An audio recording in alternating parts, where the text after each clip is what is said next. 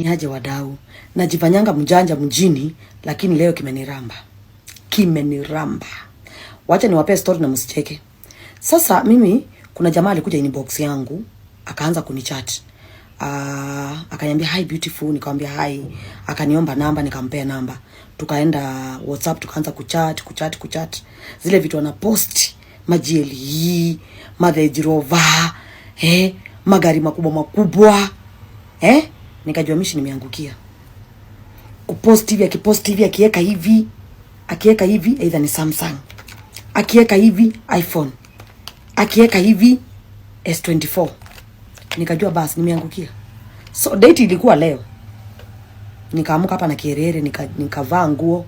Guys, nilivaa nguo zaidi ya 4. Nikijiangalia kwa kioo naona hapana, hii sioni kama itampendeza. I wish I knew hata ningevaa dera niende nayo. Mimi huyo town. Nikapitia kwa makeup, nikafanywa kwa makeup kidogo. Basi nimngojee. Nakaa hivi nikinijipulizie. Na heels yenye hata sivaangi. Ndo nimevaa. Basi Saaditi ikafika akanipigia. Hi uko town Haya kuja hapa Sarova stand, nikajua basi. Niingia Sarova Wacha niende niingie.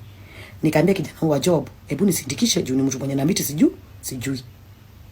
Kuja na kijana wangu. So nikifika hapo Sarova na Kierena nataka kuingia huko ndani, lakini kaona acha nimpigie. But before hata niende nifike, alikuwa ashaniambia harakisha simu yangu isifungwe. So I was like simu inafungwa, lakini nikasema anyway, ndio natumia my iPhone, anaweza kwako amecharge, inisha charging. Kumbe ni simu ya mkopa. Anataka niharakishe isifungwe, analipa 89 bob per day. Na amekuwa kiposta ma iPhone, ma Samsung, nayo.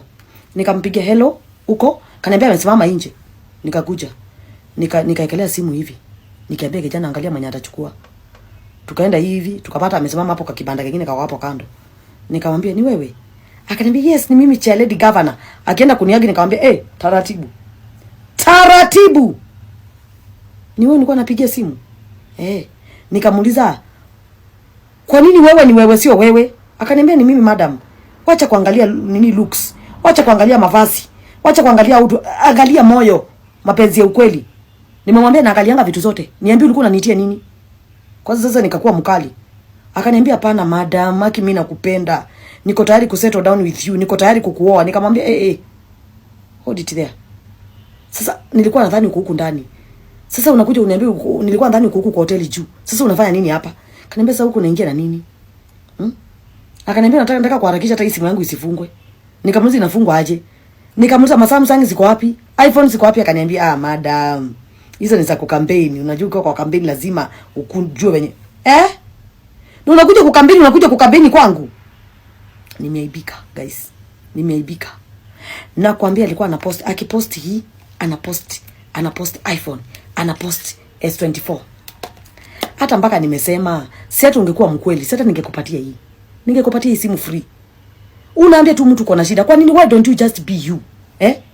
Yaani hizo makeup zote na kwa mimi nimefika hapo kwa nyumba nikaziosha hizo uso. Ma heels nimevaa vile nimechoka. Guys na sijui kutembea na heels, nilikuwa natembea kama mbata musinga. What you order versus what you get.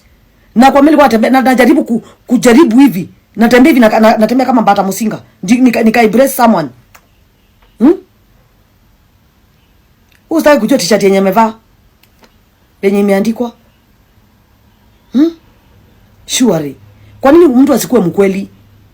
Kwa nini usikuwe tu real? Why don't you just be you? Unajua angeniambia madam mimi nakutaka lakini niko hali ya chini.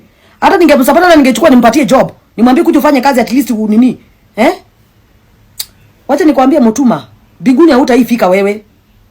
Hiyo mateso umenitesa na kujitatia na kupaka ma makeups. Kazi nimempea dhao na nikaenda.